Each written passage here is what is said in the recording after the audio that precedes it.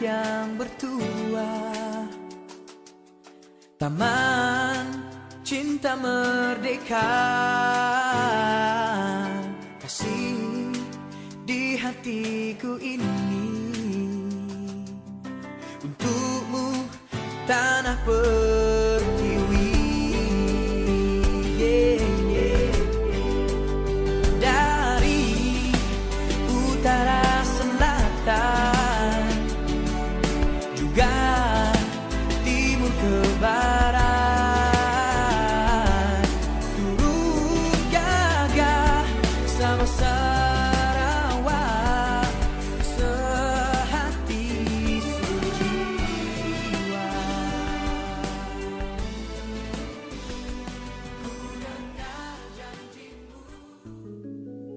Salam sejahtera kepada semua. Saya akan memudahkan pembentangan ini. Nama saya adalah Andrea. Pertama sekali kita akan melihat kepada sejarah sosial, iaitu pengaruh peradaban dunia dalam pembentukan negara bangsa. Jadi pertama sekali kita ada sejarah di alam Melayu, iaitu terdiri daripada peradaban pribumi alam Melayu, peradaban Asia seperti India, China dan Timur Tengah, peradaban Barat serta peradaban globalisasi. Seterusnya adalah peradaban beridentitikan Malaysia. Pertama adalah kemerdekaan 1957. Jadi setelah kemerdekaan 1957, ia memulakan negara bangsa, iaitu pembinaan negara serta pembinaan bangsa. Apakah peradaban globalisasi? Peradaban globalisasi adalah era dunia tanpa sempadan yang telah memungkinkan berlaku interaksi dan jaringan peradaban merentasi benua dan sempadan negara, iaitu menerusi pemodenan dalam pelbagai bidang kehidupan. Ia juga menyebabkan perkembangan teknologi maklumat dan informasi seperti internet, komputer, smartphone, dan juga penggunaan media sosial yang berleluasa seperti Facebook, WhatsApp, Instagram, Twitter, Telegram, dan lain-lain. Peradaban globalisasi juga membawa pengaruh yang besar dalam pelbagai aspek kehidupan merentasi bidang politik, ekonomi, sosio budaya, termasuklah perkembangan bidang ilmu dan pemikiran. Perkembangan peradaban global ini turut menjadi penyumbang kepada pembentukan peradaban majmuk di Malaysia. Jadi, pembentukan peradaban majmuk, gabungan atau pencampuran beberapa peradaban yang membentuk peradaban beridentitikan Malaysia. Jadi, peradaban Melayu akan terus menjadi teras kepada peradaban majmuk Malaysia. Selain itu, kemasukan para pedagang iaitu dari India, China dan Timur Tengah telah membuka ruang interaksi dan jaringan peradaban yang lebih luas di tanah Melayu. Kemudiannya, disusuli dengan kemasukan kuasa penjajah Barat seperti Portugis, Belanda dan Inggris telah membawa kepada berlakunya interaksi dan jaringan peradaban yang lebih rancang. Episod penjajahan Inggris telah membawa lebih ramai pekerja asing, contohnya daripada India dan China, yang telah memungkinkan berlakunya pengukuhan peradaban India dan China. Hari ini di era globalisasi telah membawa kepada berlakunya kacukan pelbagai punca peradaban tanpa sempadan melalui jaringan digital yang kompleks.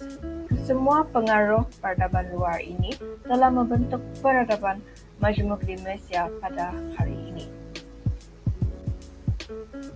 Jadi kita akan lihat kepada peradaban acuan di Malaysia.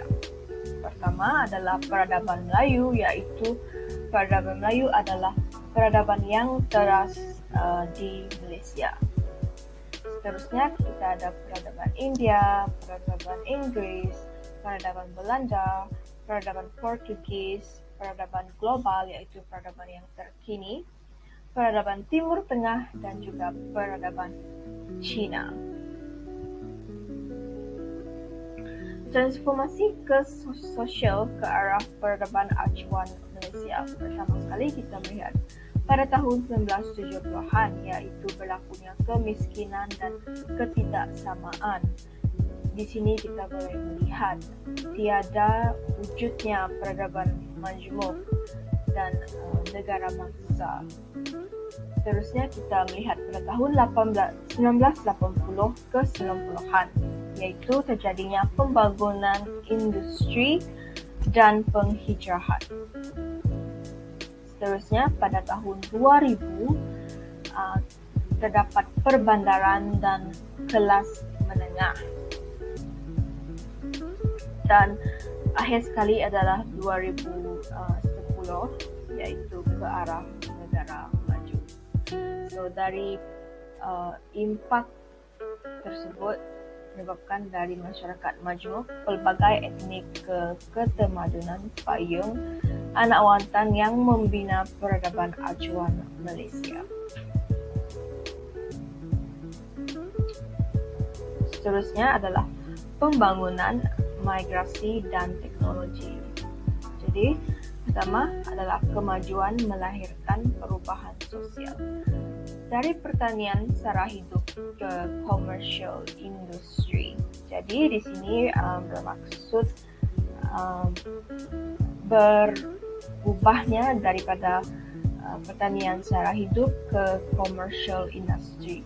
Seterusnya dari miskin ke kelas menengah dan dari perdesaan ke kosmopolitan yang bermaksud berpindah ataupun berhijrah ke bandar. Seterusnya adalah transformasi sosial melahirkan kerencaman sosial berpaksikan budaya moderniti dan kepelbagaian. Jadi antara transformasi sosial adalah perkongsian nilai sejagat, persamaan pendapat awam dan batas etnik yang nipis, dan juga tingkah laku horizontal vertikal yaitu hubungan sosial lintas etnik dan agama. Seterusnya kita akan melihat impak kerencaman sosial norma sejagat. Pertama, kita ada budaya politik yang baru. Jadi budaya politik yang baru adalah kebebasan bersuara, berpersatuan, akses maklumat, demokrasi dan juga penglibatan. Seterusnya adalah nilai politik. Jadi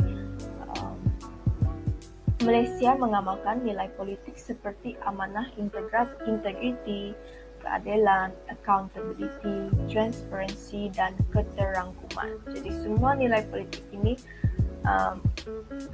adalah diperlukan untuk mewujudkan peradaban majmuk yang sentiasa diperlukan. Seterusnya, impak kerencaman sosial norma sejagat. Yang ketiga adalah isu-isu. Jadi, walaupun nilai politik wujud di dalam Malaysia, kita tidak dapat menafikan atau mengelak daripada isu-isu yang negatif berlaku seperti rasuah, salah guna kuasa, keterangkuman jentera dan dasar awam, tadbir urus baik dan juga federalisme. Jadi ini adalah tiga impak kerencaman sosial norma sejagat. Sekian sahaja daripada saya akan menjemput pengetang yang seterusnya. Selamat sejahtera saya ucapkan kepada semua. Saya Darvina Devi dan saya akan meneruskan pembentangan ini dengan menyentuh subtopik perbezaan konsep negara dan bangsa. Baiklah, apakah itu negara bangsa? Negara dan bangsa merupakan dua istilah berasingan yang digabungkan untuk membentuk maksud baru. Istilah negara bangsa diambil hasil gabungan dua dimensi utama, iaitu negara tambah bangsa. Semudah itu. Okey, seterusnya mari kita lihat apakah itu negara bangsa melalui definisi umumnya. Baiklah, yang pertama, negara bangsa adalah di mana budaya majoriti rakyatnya memiliki kesedaran, kesatuan identiti nasional, perkongsian budaya dan perkongsian sejarah yang sama dan bertindih dengan sempadan politik wilayah negaranya. Yang kedua, sebuah negara bangsa memiliki satu anak watan, satu kumpulan etnik dan satu tradisi budaya tanpa ada kumpulan lain. Anak watan di sini bermaksud anak negeri atau penduduk negara tersebut. Okey, yang ketiga, negara bangsa adalah satu idea di mana bangsa adalah sama dan ditadbir urus oleh negara berdaulat mereka sendiri. Contoh negara bangsa yang dapat kita lihat adalah negara Jepun dan China. Negara ini mempunyai satu bangsa di mana populasinya mengamalkan budaya yang sama serta berkongsi sejarah yang sama, lantas membentuk negara bangsa masing-masing. Okey, dalam slide seterusnya saya sertakan konsep negara bangsa juga kali ini menurut beberapa cendekiawan atau tokoh. Okey. Menurut Morton dan Islam, negara bangsa merupakan sebuah institusi politik yang merujuk kepada sebuah negara yang dihuni oleh sekumpulan manusia yang memperkenalkan diri mereka sebagai sebuah bangsa atas landasan perkongsian budaya, sejarah, bahasa, etnisiti serta faktor-faktor lain. Menurut Penrose pula, negara bangsa didefinisikan sebagai a geopolitical entity whose legitimacy, claims to sovereignty and political power is based on its capacity to represent a distinctive nation. Okay, akhir sekali, menurut Godwin dan Walk, one nation in the area covered by the state included most of the people who consider themselves part of the national culture, menerangkan konsep negara bangsa. Okey, slide seterusnya kita teruskan dengan perbezaan negara dan bangsa. Okey, kita akan lihat dua elemen ini secara berasingan. Okey, kita lihat negara terlebih dahulu. Negara terdiri daripada tanah air, rakyat, kemerdekaan, kedaulatan, kerajaan serta undang-undang. Okey, dalam sesebuah negara, segala ciri yang telah dinyatakan sebentar tadi saling melengkapi serta mengesahkan tentang sistem kuasa dan autoriti. Menurut undang-undang antarabangsa pula, sesebuah negara harus memiliki 4 elemen ini, iaitu kerajaan, kedaulatan, rakyat atau populasi serta wilayah atau sempadan. Kita beralih kepada bangsa pula. Istilah bangsa dikatakan berasal daripada perkataan Latin yang membawa maksud lahir. Sesebuah bangsa ini lahir daripada sekumpulan manusia yang bersatu padu melalui keturunan, bahasa, etnik dan budaya, serta sejarah. Okay, secara ringkasnya, sesebuah bangsa merupakan sekelompok manusia berdasarkan ciri-ciri fizikal dan terdiri daripada sesebuah kaum. Okay, seterusnya, pembentukan negara bangsa. Okay, terdapat 3 jenis bentuk negara bangsa, iaitu yang pertama, one state, one nation, satu bangsa, satu negara.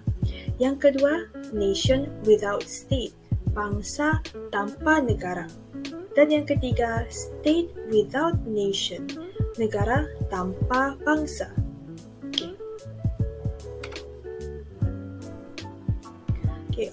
One state, one nation merujuk kepada satu ras membentuk bangsa dan kemudiannya melahirkan satu bangsa. Ras di sini membawa maksud sekelompok manusia berdasarkan kualiti fizikal atau sosial yang dikongsi. Contoh negara bangsa one state, one nation termasuk negara Jepun, Perancis dan Jerman. Bangsa Jepun membentuk negara Jepun, bangsa Perancis membentuk negara Perancis, serta bangsa Jerman membentuk negara Jerman. Bagi nation without state pula, terdapat beberapa bangsa tanpa negara dan mereka menuntut bangsa mereka untuk bernegara dan mempunyai autonomi sendiri. Tamsilnya, bangsa Kurdis. Bangsa Kurdis yang bertapak di utara Iraq merupakan salah satu bangsa tanpa negara. Mereka berjaya membentuk wilayah autonomi Kurdistan, tetapi negara tersebut tidak diiktiraf dalam peta dunia. Yang terakhir adalah state without nation. State without nation pula wujud apabila sesebuah negara yang diperakui kedaulatannya tetapi tidak jelas dari segi identiti bangsa yang dibina. Negara Malaysia merupakan salah satu contoh yang boleh dijadikan konteks rujukan. Malaysia lahir sebagai sebuah negara yang terdiri daripada pelbagai jenis etnisiti dan identiti etnisiti setiap kaum tersebut dikekalkan. Ini menyebabkan Malaysia dilabel sebagai negara tanpa bangsa kerana satu bangsa Malaysia masih belum terbina. Baiklah, sekian saja daripada saya. Sekian, terima kasih.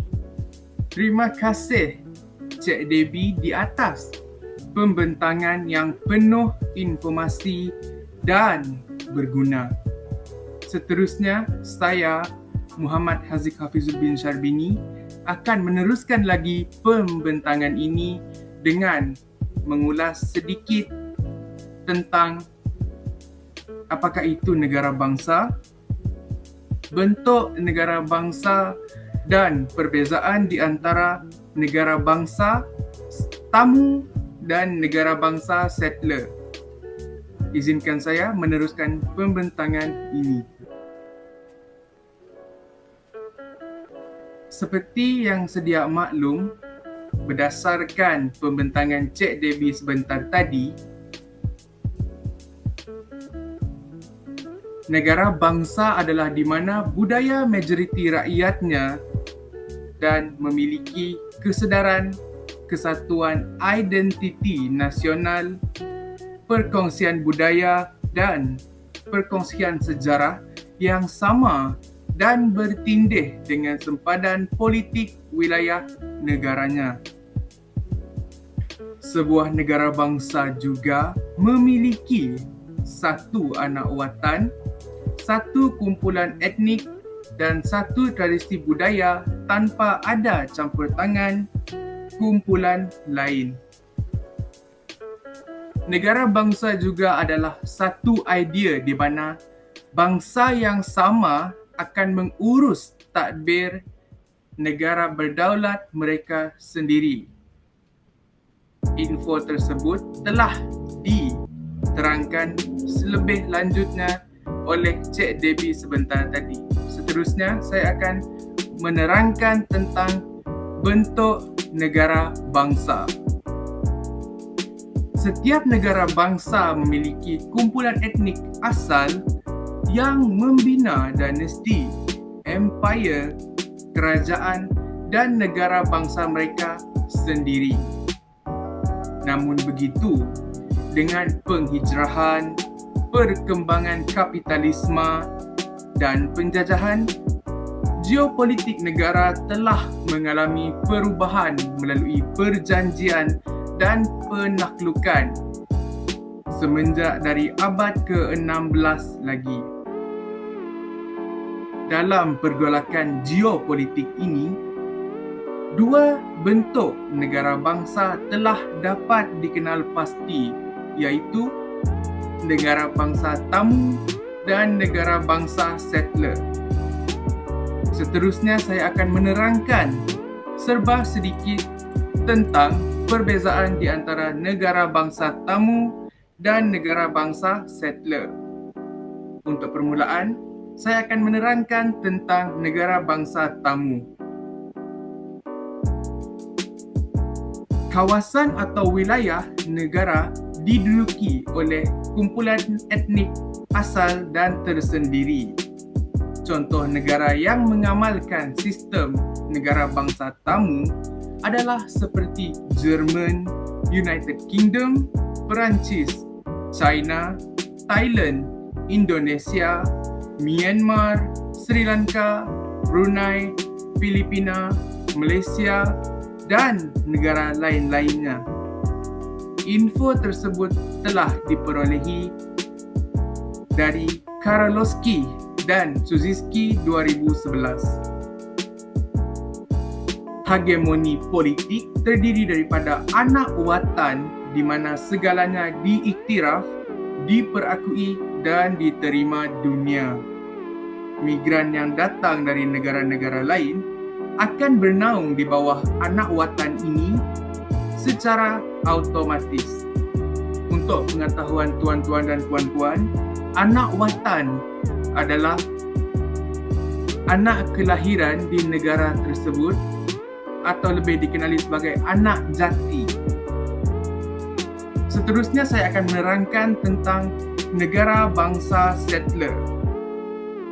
Merujuk kepada negara seperti United States of America atau dalam bahasa Melayunya Amerika Syarikat, Kanada, New Zealand, Singapura dan sebagainya, di mana imigran yang menduduki negara yang diimigrasi akan meminggirkan anak watan, menetap di tanah-tanah reserve dan ada yang menghapuskan anak-anak watan di tempat asal tersebut.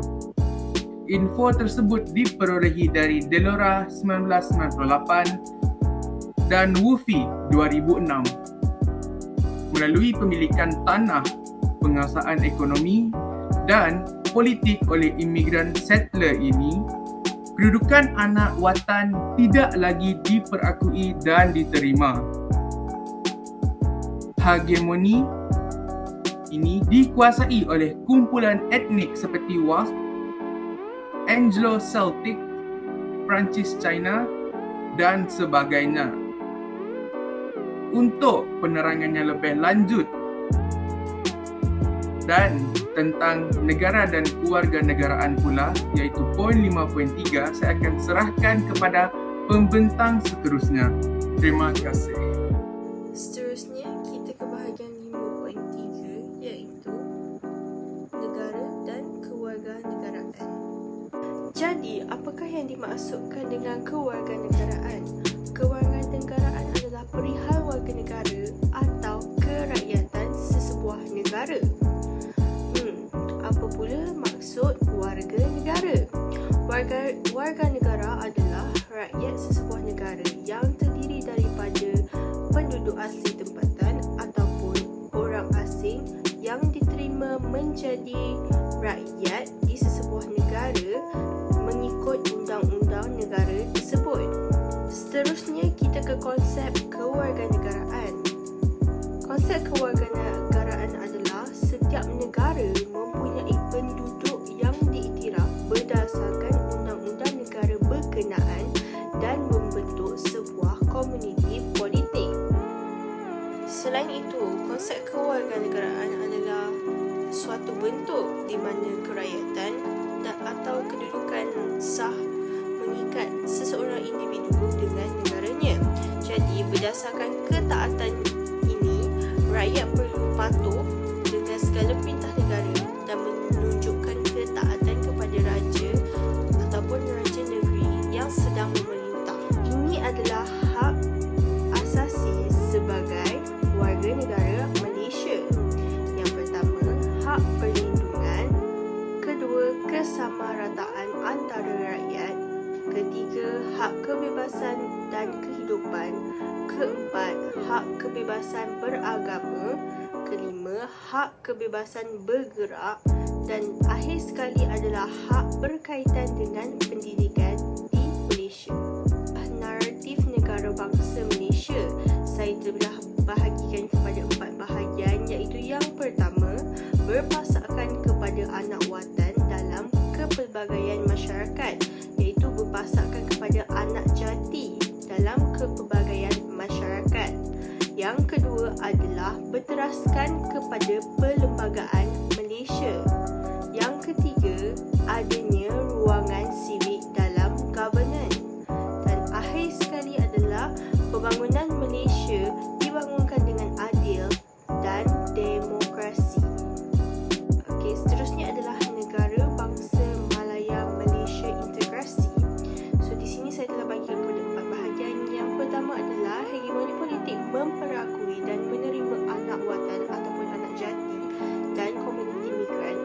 diberikan kerakyatan.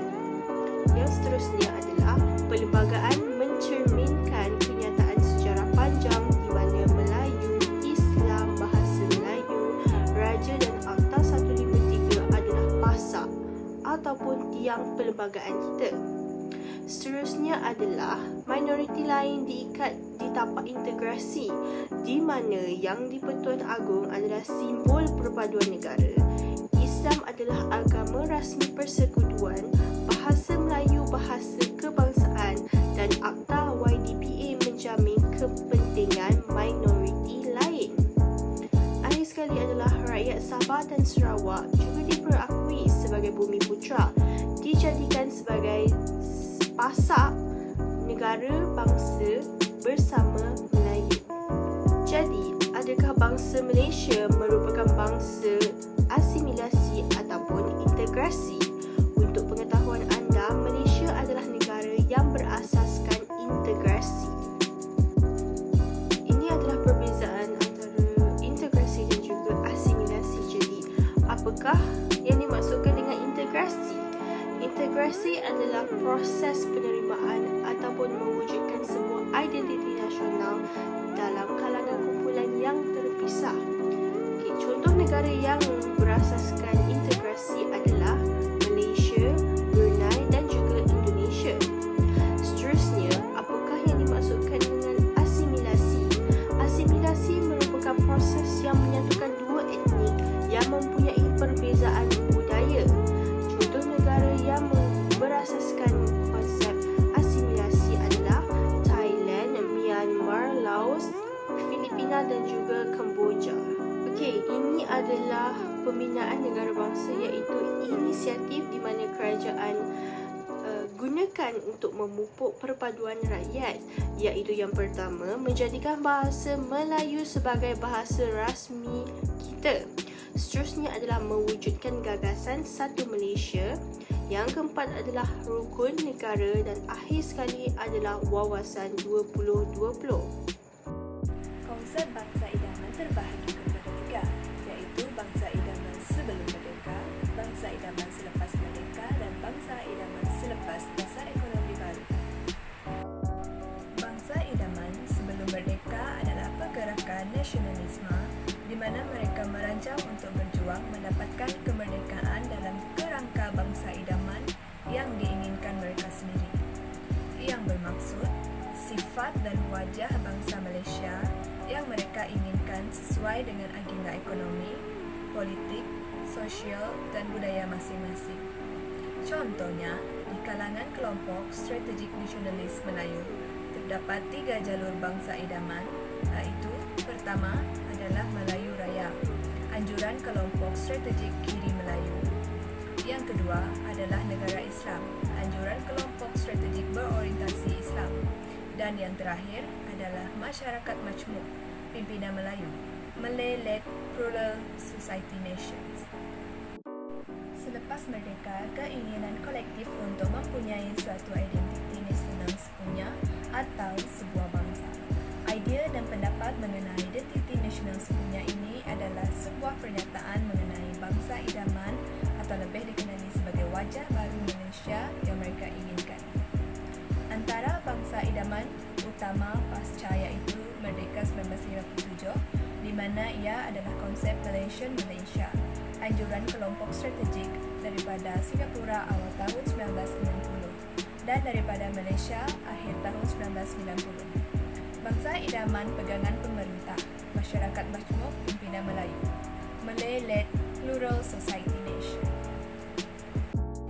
Bangsa idaman selepas dasar ekonomi baru adalah bangsa Malaysia, wawasan 2020 di mana bangsa idaman anjuran kerajaan Tun Dr. Mahathir yang dipromosi secara besar-besaran. Seterusnya, gagasan satu Malaysia, bangsa idaman anjuran kerajaan dan dipromosi secara besar-besaran di seluruh negara. Terdapat juga di Sabah iaitu Sabah untuk Sabahan, bangsa idaman anjuran kelompok strategi internet hub di luar negeri. Terakhir adalah di Sarawak iaitu Sarawak untuk Sarawakian, bangsa idaman anjuran beberapa kelompok strategik pribumi. Pada tahun tahun 1996, Samsul AB melalui konsep Nation of Intent berpendirian bahawa sebuah negara bangsa adalah project work in progress dan sentiasa berlaku consultation. Bangsa dalam negara itu hingga yang wujud adalah negara, tetapi bangsanya tidak terbina seperti di Malaysia. Di Malaysia, pembentukan bangsa terjadi dalam dua fasa, iaitu sebelum dan selepas merdeka. Antaranya adalah konsep Melayu Raya yang digagaskan oleh Pergerakan Kiri Melayu, konsep negara Islam yang diperkenalkan oleh kelompok Islam, dan konsep masyarakat majmuk dipimpin oleh orang Melayu. Namun, hanya konsep terakhir iaitu Malay-led Plural Society diterima oleh pihak British pada ketika itu. Selepas negara ini mencapai kemerdekaan, wujud keinginan melahirkan satu konsep kenegaraan yang kolektif atau identity nasional sepunya.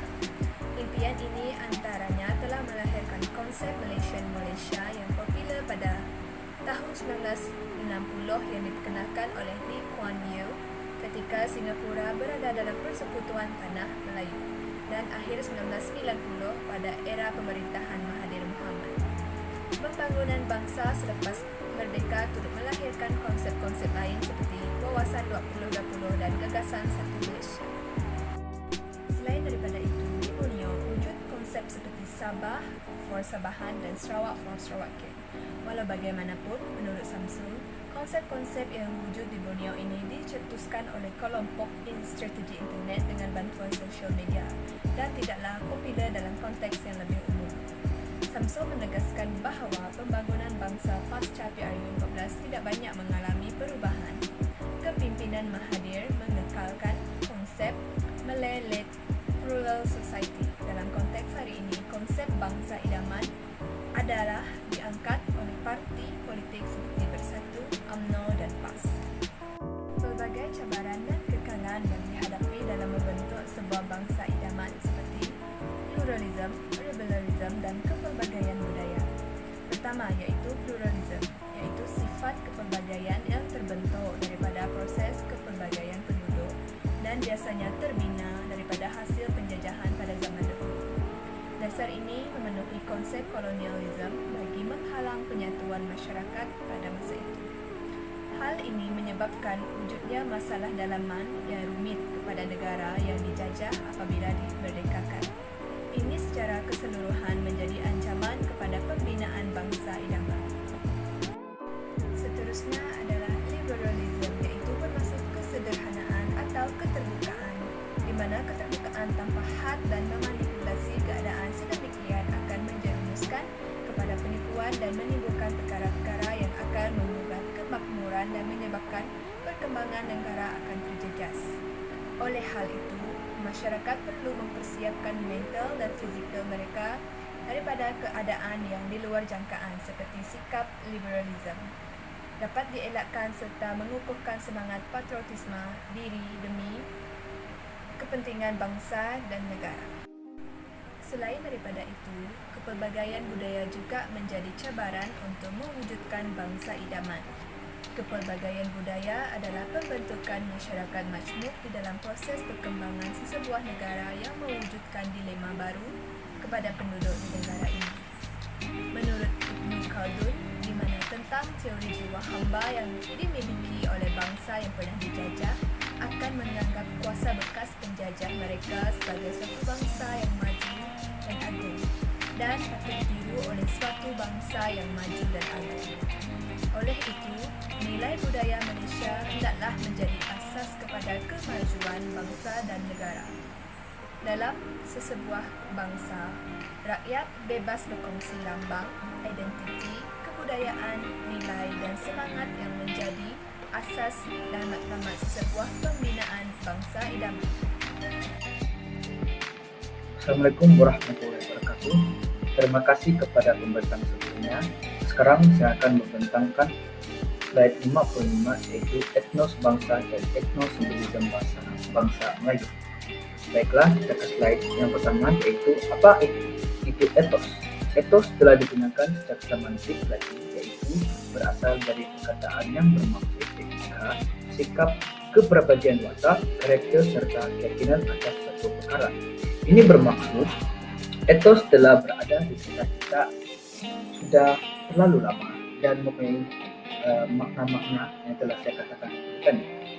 Manakala menurut Etzioni, istilah etos bangsa merujuk kepada nilai-nilai khas, tradisi dan wawasan masa depan atau takdir sesebuah bangsa. Yaitu bermaksud etos bangsa itu mempunyai nilai-nilai khas dan tradisi daripada sebuah bangsa. Baiklah, kita ke slide seterusnya. Etos nasional. Antara ciri-ciri masyarakat setempat yang mengikat seseorang individu dengan negara melalui perkongsian nilai perasaan dan identiti bersama yang telah dikatakan oleh Muhammad Mahdi Ismail. Ianya juga involve the fostering of shared historical experiences, shared value, a feeling of common identity, shared destiny that strengthens ethnic bond without undermining ethnic identity, loyalty, commitment, and emotional attachment to the nation. Dan ini merupakan telah dimaksudkan oleh Perdana Menteri kita, bekas Perdana Menteri kita, yaitu Tun Dr. Mahathir. Baiklah, slide seterusnya. Apakah itu etos simbolisme bangsa Malaysia? Konsep identiti nasional kebangsaan dan etos bangsa telah dikaitkan dengan bangsa, yaitu yang dapat dipantau bentuk dan intensitinya di negara. Ini bermakna etnos simbolisme kita boleh melihat dari dan dipantau daripada bentuk dan juga berapa banyaknya di sebuah negara. Seterusnya, yaitu setiap bangsa memiliki warisan etnos simbolisme dalam jangka persejarahan panjang seperti bendera bangsa, pakaian, makanan, musik, tarian, arsitektur bangunan, batu nisan, kerabat diraja pahlawan, buku sekolah dan sebagainya sebagai aset bangsa. Oke, ini bermaksud setiap warisan bangsa ataupun etnos mempunyai simbol-simbol tertentu yang kita dapat lihat sebagai contoh yang saya telah katakan tadi, yaitu bendera bahasa, pakaian, makanan dan sebagainya. Baiklah, seterusnya. Rasanya hanya ini saja yang saya dapat katakan. Kesimpulannya ialah peradaban majmuk adalah gabungan atau campuran berbagai bentuk peradaban yang menyerap masuk ke dalam peradaban Melayu. Contohnya seperti peradaban yang dibawa oleh pedagang Cina, India dan Barat yang menyumbang kepada pembentukan peradaban majmuk di Malaysia. Negara bangsa bermaksud majoriti rakyat memiliki kesedaran tentang kesatuan, identiti nasional, perkongsian budaya dan perkongsian sejarah yang lama dan bertindih dengan sepadan politik wilayah atau negara yang lain. Sebagai kesimpulan, peradaban majmuk adalah gabungan atau campuran berbagai bentuk peradaban yang menyerap masuk ke dalam peradaban Melayu. Contohnya seperti peradaban yang dibawa oleh pedagang Cina, India dan Barat yang menyumbang kepada pembentukan peradaban majmuk Malaysia. Negara bangsa bermaksud majoriti rakyat memiliki kesedaran tentang kesatuan identiti nasional, perkongsian budaya beserta perkongsian sejarah yang sama dan bertindih dengan sempadan politik wilayah atau negara yang sama. Sekian daripada kumpulan kami. Terima kasih.